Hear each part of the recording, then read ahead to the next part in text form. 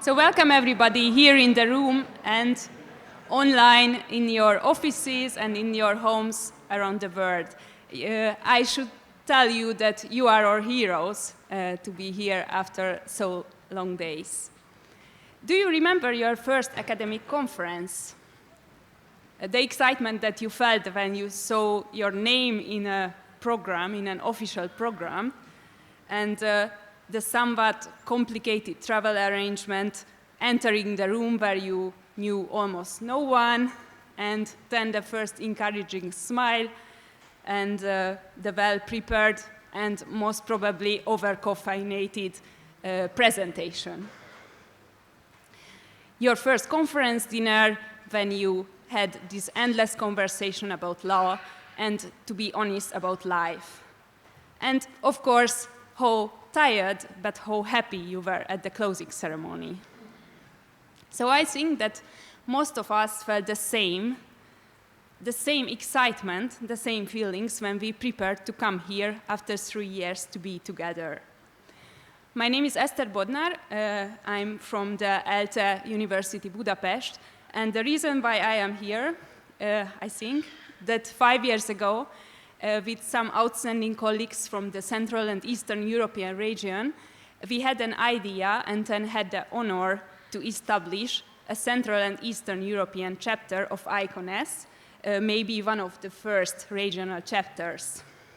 At that time, we did not dream about that one day the annual big ICONES conference can come to the region. In a region that in the last decades, to be honest, saw extreme ups and downs of constitutionalism. But today, after some unexpected challenges, I have the privilege to be here and moderate this celebratory session of the annual conference in Wrocław.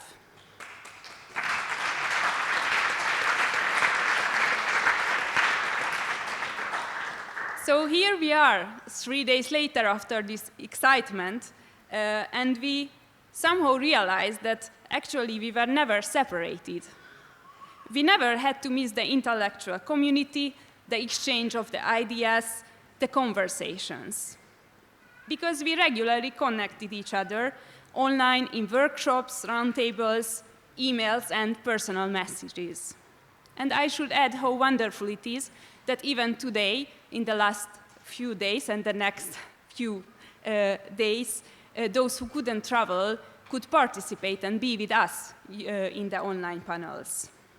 So basically, it turned out that our passion for the rule of law, democracy, and human rights, and of course our friendships, connect us, even if we cannot be in the same place. So this is my main takeaway from the last 3 days. 3 days that we are extremely grateful for our host, the team of the University of Wrocław. So I would like to ask from the team, Anna Śledzińska-Szymon, to share her closing thoughts.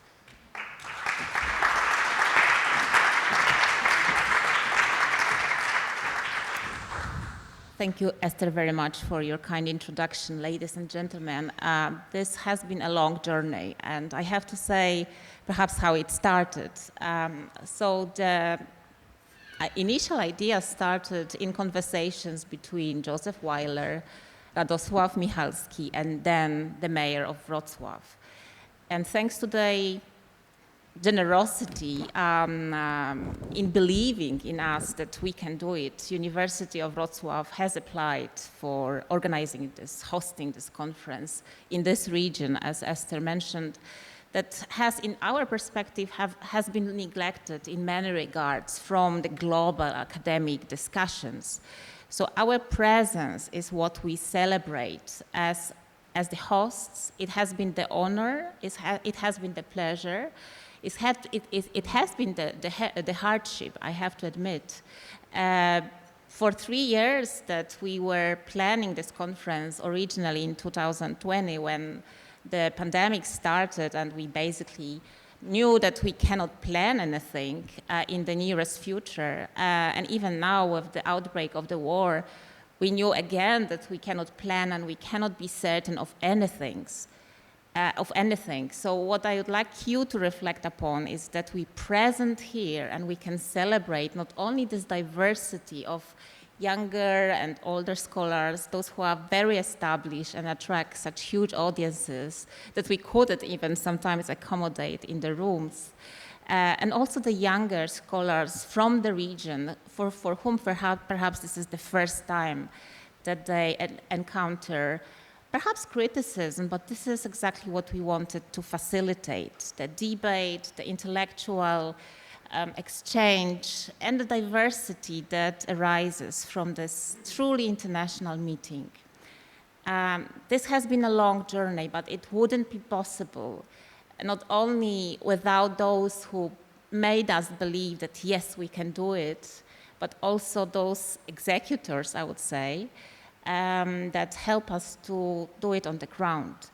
And I shall admit that the professionalism of the leadership, that was amazing.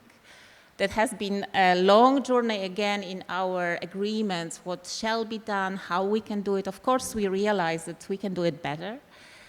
But nevertheless, I would like to ask you that you take just the best memories from this place, the best memories from the city, the best memory from the, well, Polish hospitality, the environment that we offered, and we would like that you come back. But now there is my honor list that I would like to present to you.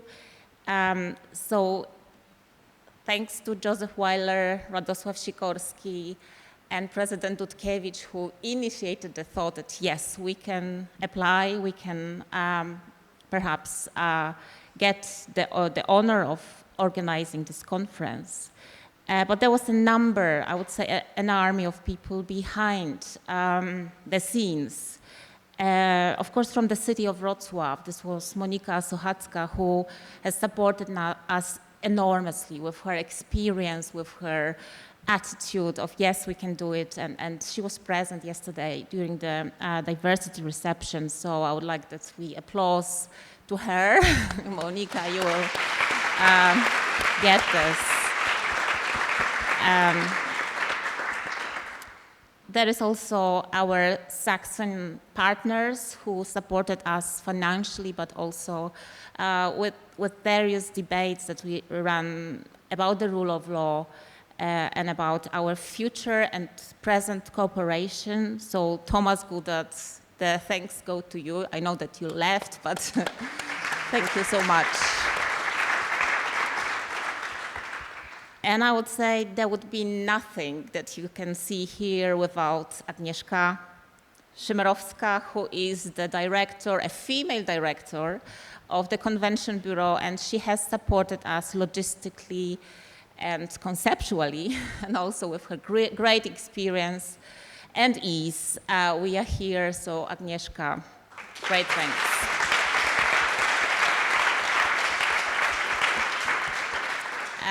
But she was, of course, not alone. This is the list of people who have helped us, who you could also meet at the registration point, and a number of volunteers who were also so eagerly engaged.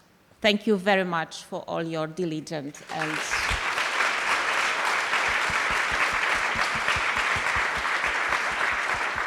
dedicated work. And I should say this was a true pleasure, and I haven't met anyone who is so professional and so distant, but at the same time ready to do everything what's possible to make things work perfectly, and this is Professor Dariusz Adamski.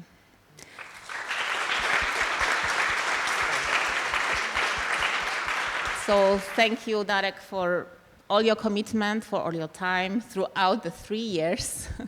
So this has been a long experience, but you acting as a vice rector and you acting now as director of your center, it was an enormous experience for me to learn from you, so thank you very much.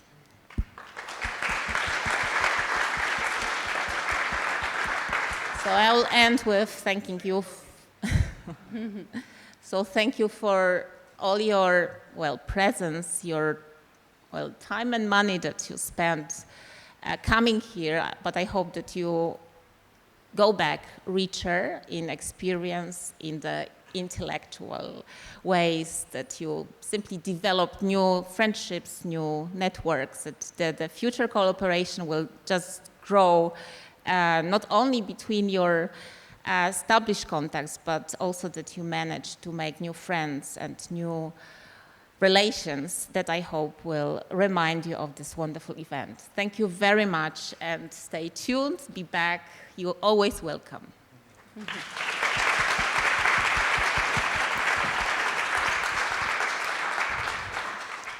Thank you very much, Anna.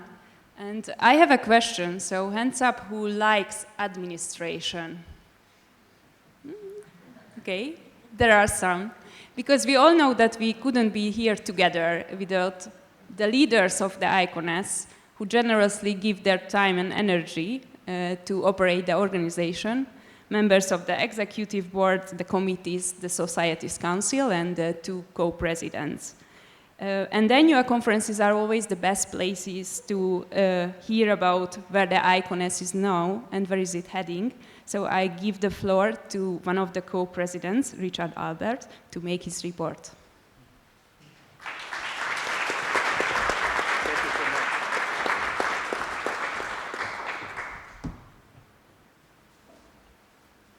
Hello, everyone. Good evening.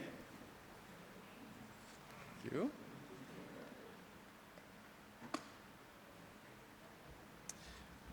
I have just a few things to say, and I want to begin by telling you the things I'm going to say, and then say a bit more about each of them. I want to say thank you to a bunch of people. I want to tell you a bit about some news in the society, and then I want to end with an invitation to each of you. So that's the plan and the time that I have. So first, thank you to our sponsors for this conference. You've heard about some of them already. I want to just highlight a few. The city of Wrocław, the meeting place. Thanks also to the Convention Bureau. The University of Wrocław. CAS, which I believe is here represented by Carolyn Eschenfelder. Yes, thank you very much. NYU and the Jean Monnet Center. Wonderful partners for ICONS in delivering this festival of ideas and action in public law. So thanks to each and every one of the partners for the conference. Thank you.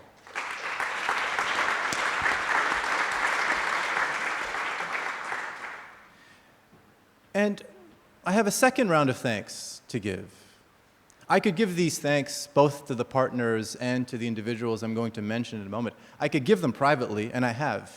But it matters that we make these thanks public and that you all show your appreciation in this public forum to amplify the thanks that I am giving. And so I want to ask you for your help in demonstrating our gratitude for the members of the ICONS team that have brought you this program. And I want to begin by our hosts. I want to begin by recognizing Derek and Anna. Anna and Derek, thank you so much for welcoming the world of public law to Wrocław. Everything you've done over the past, I think, nearly 4 years. You said 3 years. We began even earlier than that. And so thank you to the two of you for all you've done. Thank you.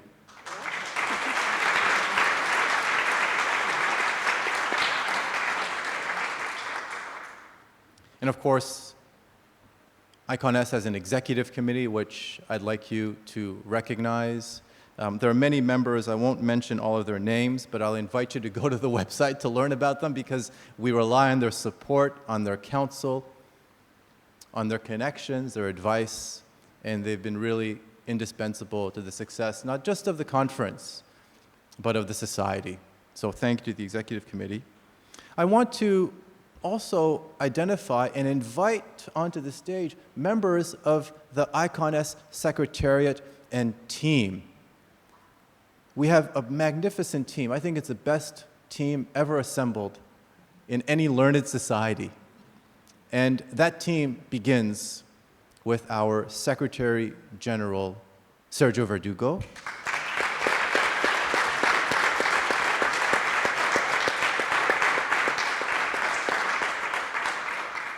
we had our annual council dinner on Monday evening, in which I made a claim that sounded quite like an exaggeration, but everyone understood that it was not.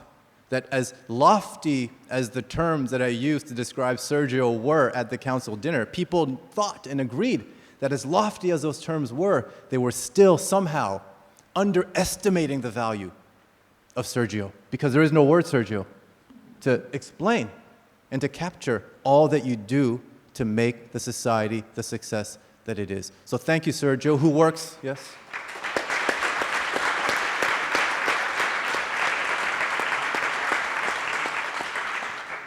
So thank you, Sergio, who works closely with Michaela Halbrunner, who's our Deputy Secretary General. Yes, magnificent, yes.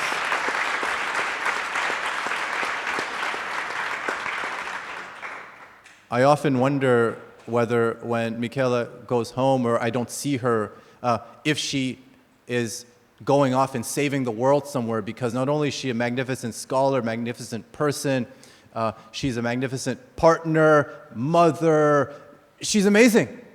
And I wonder whether this is not a super person wearing a cape or something at night when I'm sleeping. It's amazing. Thank you so much, Michaela, for all you do.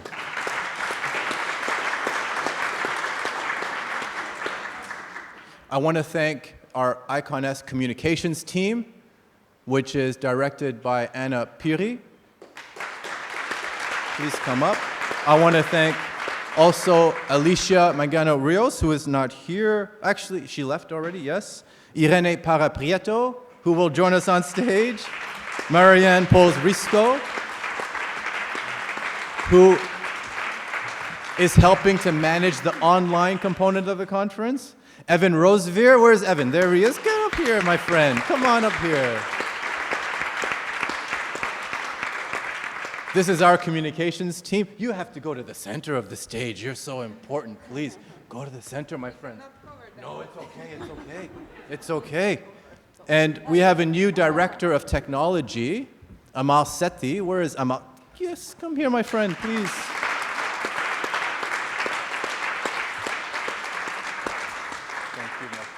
We have a new committee on community and engagement, which is chaired by Sofia Ranchordas, who has just recently left. Mark Graber, Leticia Cruz, Eric Longo. Is Eric here? I don't know if he's still here. Come on here, please, my friend. Join us, join us. Luisa Neto, please. And Stefano Osella. Is Stefano here? Please, come on up, come on up.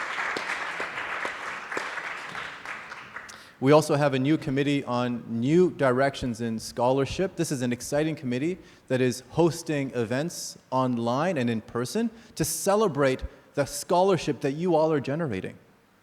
Chaired by Rehan Abiratne and Maya Sahadzik. Antonia Baraja is a member of the team as well. Berihun Gebeye. Berihun is still here, I believe. Berihun, please come here. Please come down, my friend.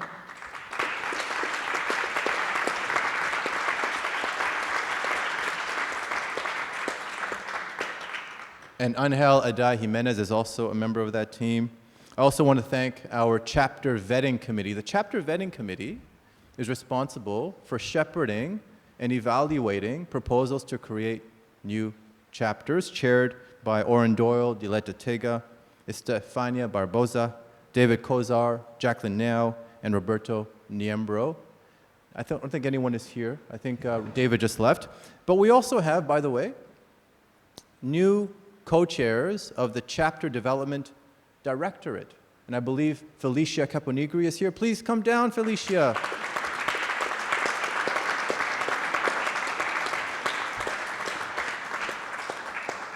I will say more about Felicia and chapter development at the third part of my remarks, which is the invitation. But I invite you to be in touch with Felicia and or her co-chair, Joanna Froelich, if you would like to create a national or regional chapter. I hope that you do, and Felicia is leading the team that will help you navigate the process of creating a chapter. So this is our magnificent team. Thank you so much to all of you for all that you do. Thank you.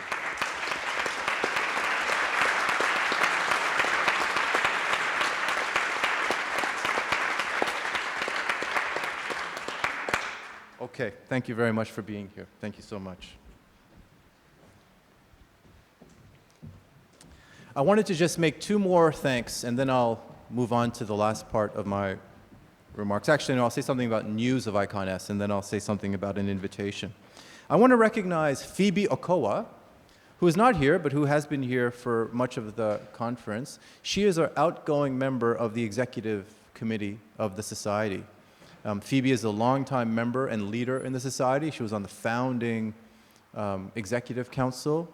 She's been recently elected to the International Law Commission, and she's just a magnificent scholar in person. And Phoebe, where is the camera? Phoebe, if you're watching, thank you for all you've done for the society. We appreciate you, we value you. Thank you, Phoebe.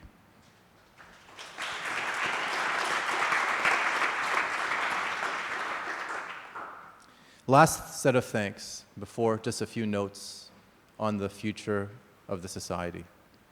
We are supported by a council whose members are elected by you, the membership, and in fact, stay tuned because we'll be holding elections later on this year. We invite all of you, if you're interested, to stand for election to the Governing Council of ICONS, the body that advises the ICONS leadership on what direction to take for the society, where to host a conference, for example, whom to invite to speak, whom to share the ICONS platform with. So it's a very important role, and we have some of the outgoing elected council members here today, but I want to just read all of their names so that we can thank them collectively for their service on the council. Anna Van Aken, Cora Chan, Stephen Gardbaum, Jeff King, David Kozar, Joanna Mendez, Yola Solanki, Diletta Tega. They were our first group of elected council members, elected in 2017.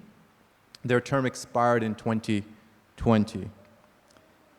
Mariolina Eliantonio, Michaela Halbrunner, David Landau, Jacqueline Nail, Yaniv Rosnai, who's here, Andrea Simoncini, who was here. They were elected in 2018, began their term in 2019, and their term expires this year. Thanks to all of you, members of the council, for all of your advice, all of your service, your dedication, your commitment to the society. We hope that you will remain involved in very significant ways. I'm looking at Yaniv because we've already asked him to chair a committee.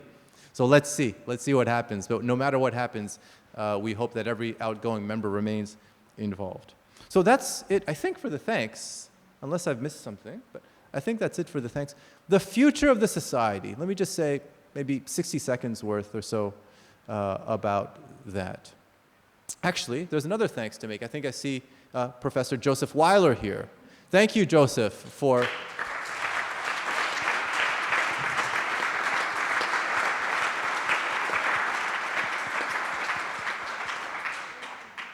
everything. Thank you for everything, from the founding of this magnificent learned society to its evolution to where it is today, and even to all you do to make it work, beginning with, most recently, your keynote lecture delivered brilliantly on such short notice. Thank you very much, Joseph. So the future of the society. The future of the society is exciting. I think it's inspiring, and it's welcoming. And I want to ask you for your help in making sure that the society keeps getting stronger and better, more inclusive, and more equitable in all of the ways that matter to a modern organization like ours. I think we do well, but we can always do better.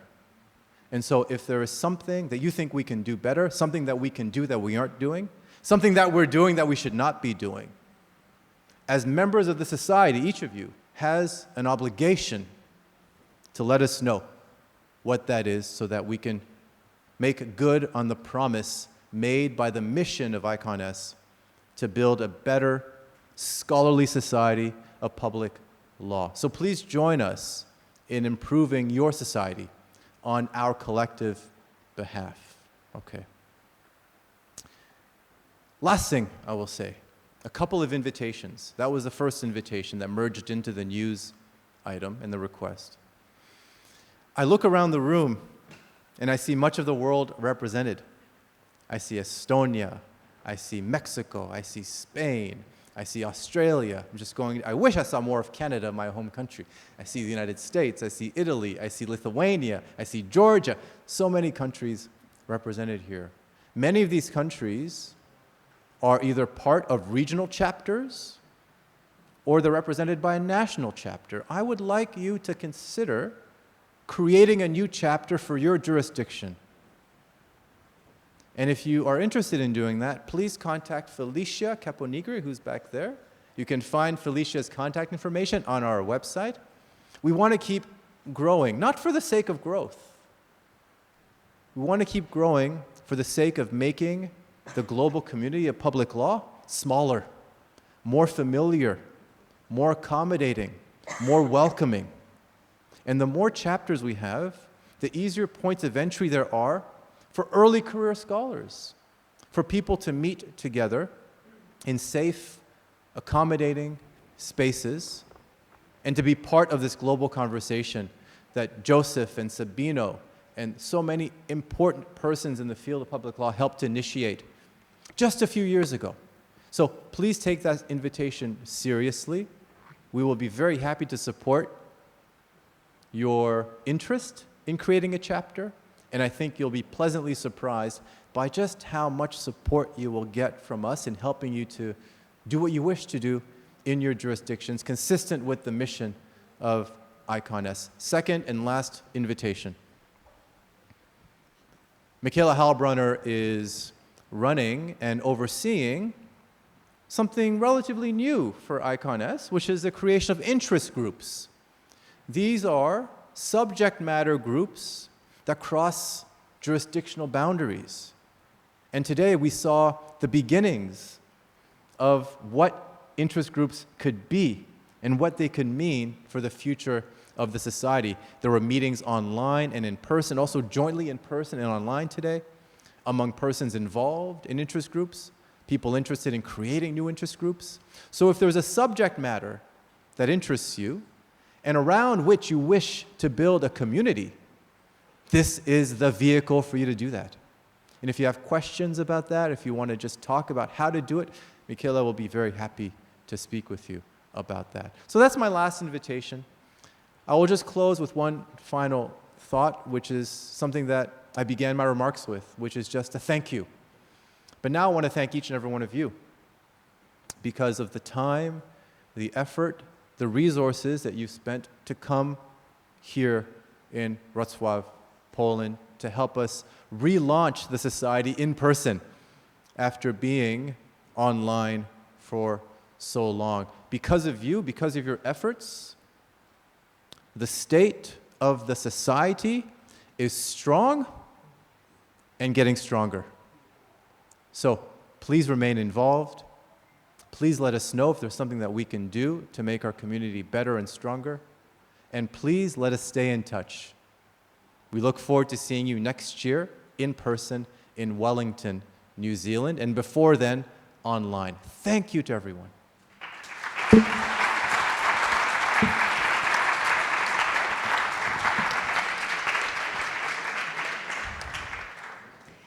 Thank you very much, Richard. So the fact that we did not feel isolated in the last few years is partly thanks to the fact that there are platforms that connect us. Two of these are the iConnect blog and its Spanish language sister, Iber iConnect. Writing a blog is often regarded as performing art, and if you have ever tried to pressure your ideas into a maximum of 1,000 words, then you know what I'm talking about. So you can imagine that editing a blog is even a more sophisticated kind of art. So I will give the floor to these artists. First to Antonia Baraggia, editor of the iConnect, and next Anna Michaela Alterio, editorial director of the Iber iConnect, to give a brief report about these platforms.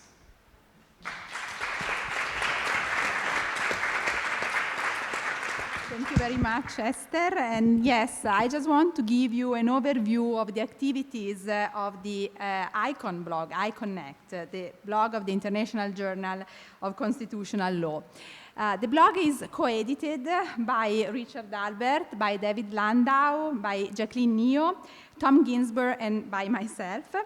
And ICONNECT is a place for real-time updates on new constitutional developments and forum for analysis of major issues in the field of comparative constitutional law and public law more in general. The blog, as you may know, publishes a discussion of scholarships in the field, including book reviews, debates, and responses to articles that appeared on ICON. We are also committed to identify new voices in the field from all over the world. Our effort, thanks to our contributors, is to offer a global forum for global public law debate. Let me first of all thank all our contributors of this past year, those who have submitted their pieces to the blog, those who have taken part in special symposia, in books reviews, book author interviews, which is a new format that we have launched this year, in the undergraduate series, and in the ICONNET Cloud Center Global Review of Constitutional Law. And last but not least, we have to thank you, our bi-weekly columnists, who for this year are Mariana Velasco Rivera, Marti Devisser, Shamshant Pazar Rai, and Brian Dennis Tiojanko. I would also like to thank our team for the weekly newsletter, What's New in Public Law, which has become a point of reference for updates in constitutional news, constitutional scholarships, and events. As for the subjects and the countries that we have covered this year, I would like to mention some of these. Among that, we have to mention the constitutional review, for example, in Taiwan, the case of Caribbean saving law clauses, the rule of law in Bosnia-Herzegovina, constitutional developments in Brazil, in Mexico, constitutionalism in Afghanistan, the case law of the Federal Supreme Court of Iraq, and constitutional developments in Italy. We have the constitutional reform, and so on and so forth. So we have also the special symposia, which have examined struggles in Asia, covering Thailand, Hong Kong, Japan, Indonesia, Sri Lanka, and the tension in Europe with regard to the rule of law crisis. As you can see, we are committed to covering constitutional developments throughout the globe, and we invite our colleagues, senior and younger colleagues, especially of the less explored jurisdictions, to reach us out and to contribute to the blog. As for the submission process, if you want to submit a piece or share a proposal for a book review or a special symposium, just write us to iconneteditors@gmail.com. Please stay in contact with us to propose any partnership, new ideas, proposal you wish to discuss with us. Thank you very much.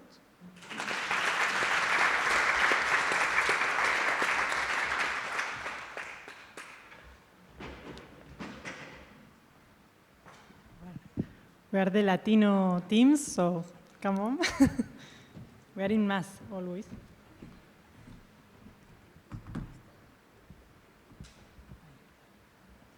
Well, this is part of the IberICONNET blog. It's the blog in Spanish for the society. It is so exciting to think that we have been online for almost 2 years. As most of you know, the reason behind a Spanish version of the journal's blog originated from the acknowledgement that public law primary language is English and the recognition barriers language can pose to the accessibility of academic conversation. In October 2020, with the support of the society, the journal, and our sister blog, we launched this space, which today I can say with great pride has been a success. Through this platform, we strive to encourage the Spanish and Portuguese-speaking academic community to share their views on current events, disseminate their most recent research, and engage in a global conversation in Spanish. With the help of our team of bright young scholars, they are great, really, we have published book reviews, interviews with judicial authorities and notable academics, conference reports, symposia, and more than 100 articles. Additionally, we have hindered our sister blog section, What's New in Public Law, Novedades in Spanish, a bi-weekly publication especially tailored to report on the news of the Ibero-American region. In each issue, we share recent judicial decisions, relevant news for public law, events, call for papers that may interest our readership, new scholarship, and interesting online articles.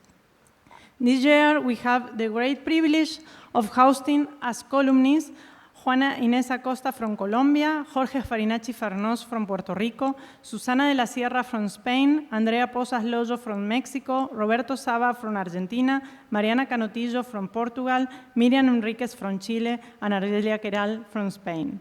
Having all these renewed scholars from different corners of the Ibero-American community sharing their perspectives of the challenge and their views on specific issues has allowed us to expand our collective knowledge of classical, contemporary, and cutting-edge topics of global public law. Further, the blog has allowed the society to be more widely known and relevant in the Ibero-American region, and it has encouraged the creation of new chapters. Regarding exposure, I am glad to report the following data. We have almost 500 newsletter subscribers, 3,645 Twitter followers, and over 500 Facebook and 400 Instagram followers. We have had more than 140,000 visitors to our website. Even though the blog has been online for a relatively short time, it has proven to be a true mirror of what is going on in the world and the trending debate in public law, particularly in the region. We take this opportunity to invite all Spanish and Portuguese attendees to participate in this deliberative forum. We encourage you to follow us on social media, and we prompt you to visit our website to learn what the Ibero-American scholarship is up to. Thank you so much.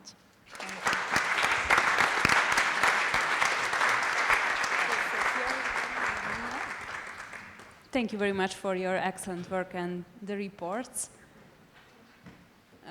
Before I usually leave my favorite places in the world, I try to make sure that the next visit is already blocked in the calendar so I can avoid the heavy-hearted farewell. And I'm happy that we can do it together today because, as we have heard, the 2023 ICONES annual conference will be held in Wellington, New Zealand. The organizers prepared us an invitation video that we can watch together. Kia ora koto. Hello everyone. I am Professor Joel Colon Rios, the director of the New Zealand Centre for Public Law at Te Herenka Waka, Victoria University of Wellington, and part of the 2023 ICONES Conference Organizing Committee. And I'm Dr. Marnie Lloyd. I'm the Centre's Associate Director. We really hope that you've been enjoying your time in Poland, and as it starts to come to a close, that you will be able to turn your minds already to next year's conference, which will be taking place in Aotearoa, New Zealand, in my home city, Wellington, New Zealand's capital city and the heart of our government and lawmaking. This will be the first time the conference is held in the Pacific region, or Oceania. Estimated to house 1/3 of the world's languages and cultures, the island nations of the Pacific are small, yet very diverse. Their legal systems are a fascinating blend of indigenous custom, statute, common law, and civil law, with international and transnational elements. New Zealand itself has a distinctive public law culture, based on an uncodified constitution and a Crown Indigenous partnership arising from its founding treaty, the Treaty of Waitangi. And the theme for the 2023 conference is Islands and Oceans, Public Law in a Plural World. And we feel that this will help to focus attention on concerns that are distinctive to Aotearoa, New Zealand and the Pacific region, but that are also of global interest, of course. So things such as the environment, legal pluralism, and Indigenous interests. We look forward to see you all here in Wellington, New Zealand in 2023. And meanwhile, we wish you all a very safe trip home.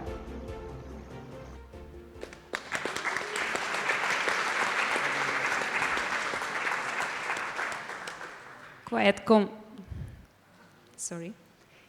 And we came to the final part of the event, very celebratory part, because every year the society celebrates together the excellent scholarship by awarding prizes. So first, I would like to give the floor to Michaela Heilbronner, Deputy Secretary General of the ICONS, member of the Best Article Prize Committee of the International Journal of Constitutional Law.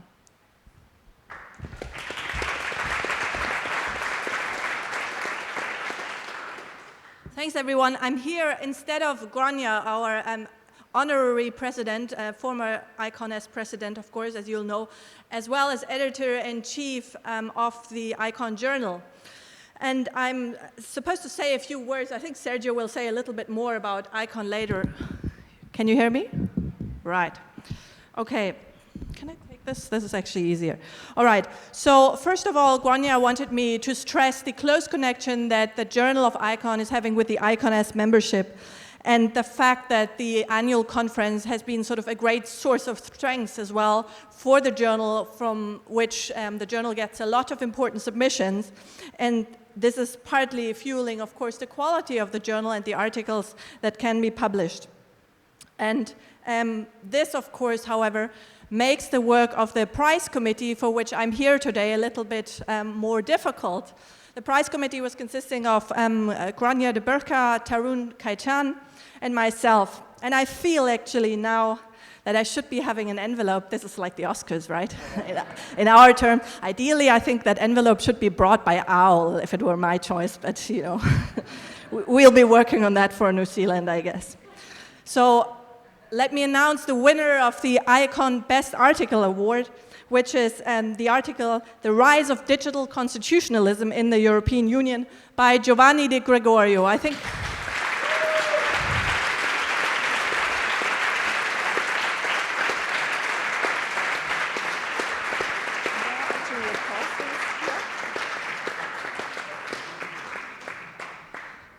Congratulations, Giovanni. We're very pleased to have you. Sorry? We need to be photographed. So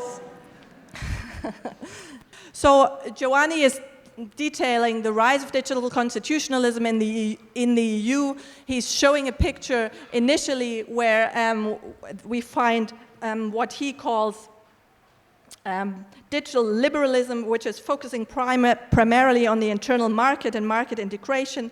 And then we're moving through a phase of judicial activism, which is emphasizing specific fundamental rights over economic freedoms, and towards an era in which we are now of digital constitutionalism, where regulatory and constitutional law has been shaped not just by the European Court of Justice and not just the rule of lawyers, therefore, but also by the EU legislator, building on the jurisprudence of the court in part, but responding sort of to the threats to basic rights and posed by private power in the European Union. We really liked his piece. It was an unanimous decision in the committee, and it was on an important contemporary topic. It was ambitious in its scope and very clear and precise in its message.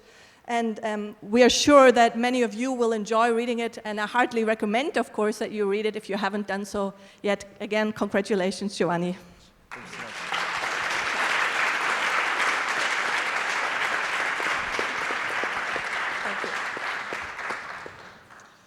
We also decided to award one special mention to the article on constitutional locks.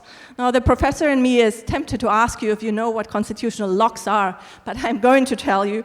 So they are a particular tool of constitutional stabilization which works in the way that there is a mandatory waiting period for certain constitutional amendment, and until that time period has expired, constitutional amendments cannot come into force. This article, Constitutional Locks, was written by Michael Gilbert, Mauricio Guim, and Michael Weisbuch. I'm not sure if they're here today with us. I don't see them. All right. Well, again, we found this a very sort of clear and neat piece of scholarly analysis, and again, a reading recommendation, of course, from the committee. Finally, as you will know, and you've gathered that ICON has been expanding its activities into the Spanish language spheres. We've had one issue in Spanish, chaperoned by Sergio Verdugo here and Marcela Prieto Rudolfi. And there was a special issue published in Spanish this year. And they have chosen one special article that was not the work of the committee, but that deserves a prize as well, namely the article La tesis sobre la especificidad de la interpretación constitucional. I'm sorry for butchering the Spanish. It's a while I've had that in school. And the article is written by Duber Armando Celis Vela. And it's a...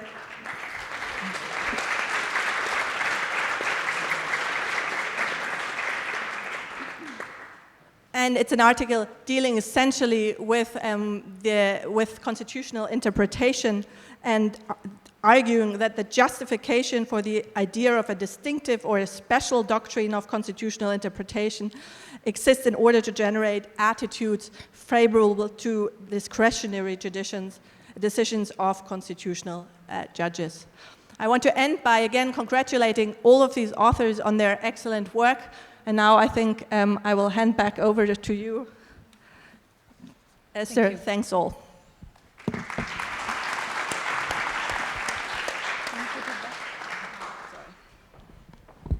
Thank you very much, Michaela. And in line with the Society's mission, a prize is awarded to an outstanding book in the field of public law.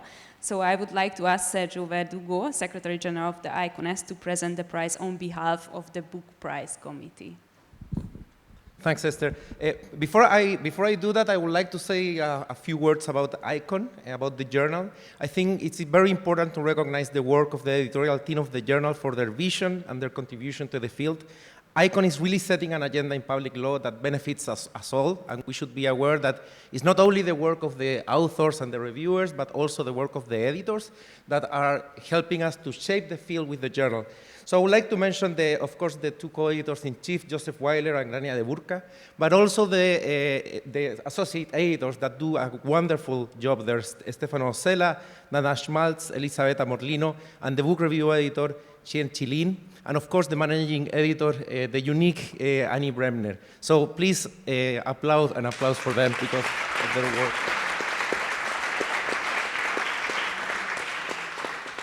ICON has an academic mission that seeks to champion the field and that distinguishes itself from other journals. You can really notice when there's an article that has passed through the process of ICON. It reduced the boundaries between mainstream public law disciplines. It includes social sciences in the analysis of public law issues. It is really shaping the field and giving visibility to jurisdictions that are underrepresented in the field. We really make an effort to show these jurisdictions that have been under-theorized. That way, we provide a true platform for comparisons, case studies, theory building, and we all benefit from this, of course. It has become over the years, along with its sister journal, the European Journal of International Law, a leading journal in the field. Thanks again to all the editorial team for their wonderful job in managing the journal. I invite you to learn Spanish if you don't read Spanish, so you can also follow the Spanish issue. We're going to release the second issue by the end of the year, and the first issue has been a very successful experience. You can widen your knowledge about other jurisdictions by checking the Spanish issue as well. So now I'm going to say a few words about the 2022 book prize. So this book prize was awarded by a committee that I representing here, but I'm not a member of that committee. The committee is composed by Paula Vergalo, Mark Graver, Guy Sinclair and Anne Van Aken, and is chaired by Professor Giulio Napolitano, and I am merely representing them here. I know that they do a very hard work. They meet regularly, they read all the books, which is a huge work to do, and they do a very, very good job in it. So my recognition also to them for their very silent but meaningful work by reading all these books that have been submitted by our members. And I would like also to invite every one of you to think of books to nominate for the prize of next year. So for this year, the winner is Professor René Provost from McGill University. Professor Provost authored the book called Rebel Courts, The Administration of Justice by Armed Insurgents, and it was published in 2021 by Oxford University Press. So I would like to invite you to applause to Professor Provost for this achievement.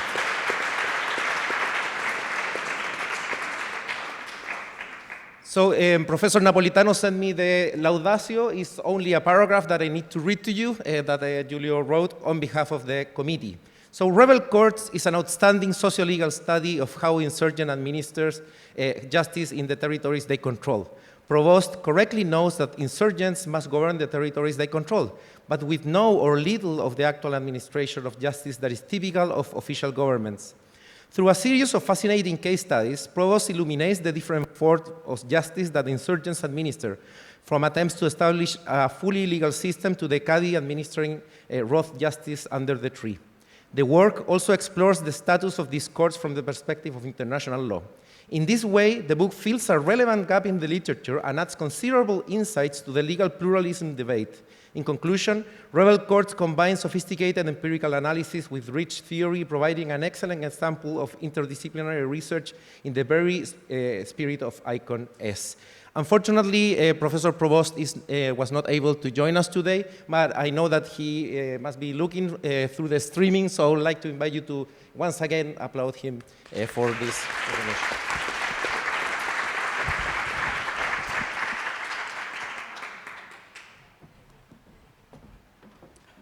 Thank you very much for all the speakers of this closing panel, and thank you here in the room and online who are really making the conference and the ICON as a success. So at this point, I don't want to give another speech. I know that we are ready to fly out, so I only want to wish you a safe flight or travel back, hopefully a less challenging year, and see you at the 2023 conference, and until then online. Thank you very much.